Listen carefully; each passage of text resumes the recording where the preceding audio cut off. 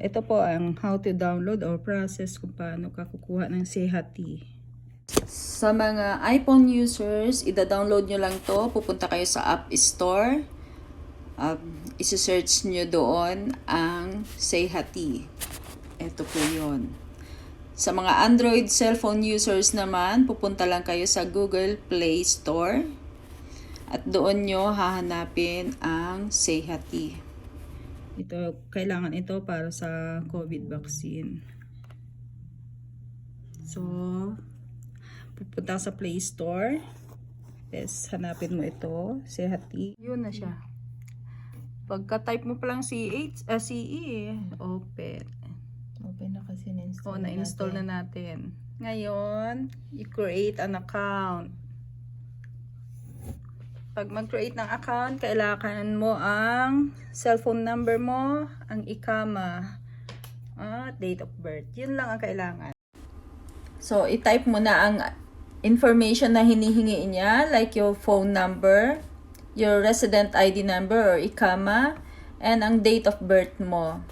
Wag mo ititik ang Hijri kasi naka-ready na yan for Gregorian calendar.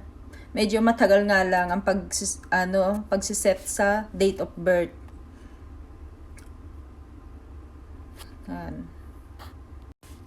Pindutin ang next pagkatapos mong i-enter ang iyong date of birth. Pakatandaan, ang date of birth mo dapat nakatugma kung ano yung nakalagay sa iyong ikama o resident ID.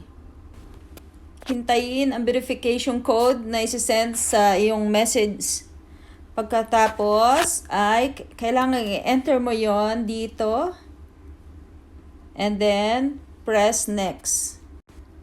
After you enter the verification code, you press next and then they will ask you to create a password. After you create password, press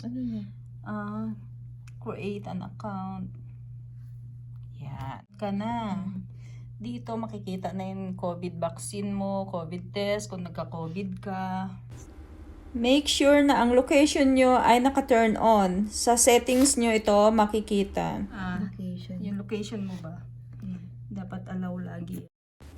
After nyo maka-create ng account, lalabas na yung book vaccine appointment or book COVID vaccine appointment. Pipress nyo lang yon. May mga tanong na kailangan yung sagutan bago kayo makapagpabook ng appointment. Kailangan answer it honestly. Here are some of the few questionnaires that you have to answer. There are a lot more of questionnaires, but I didn't show it all. Then next. After you answer properly all the questionnaires, press next and it will give you all the vaccine centers and you have to choose which is near in your place. Pipili ka lang dyan, so piliin mo yung alam mong puntahan at malapit sa tirahan mo. Ganun lang kadali. Payo ko lang, piliin yung center na alam mong puntahan o malapit sa inyo. At huwag kang papalya kung ano yung date and time kailangan dumating ka.